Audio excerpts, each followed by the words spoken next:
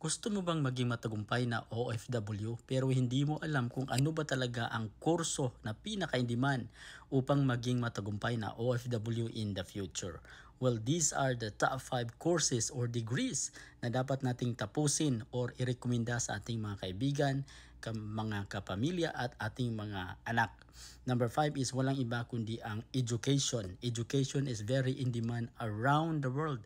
Napakaraming demand po ng trabahong ito.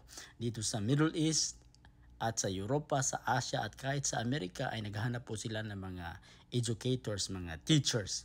Pang-apat is none other than, of course, the hospitality and tourism management or HRM. Napaka-in-demand po ng kurso na ito dahil ito po ay very useful sa mga hotels, resorts, and of course, cruise ships. Pangatlo is walang iba kundi ang information and technology.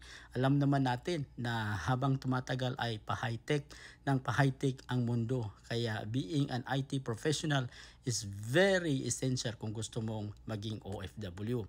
Pangalawa is wala pong makakatalo. Of course, the engineering degrees. Lahat ng engineering professionals ay napaka-in-demand sa buong mundo.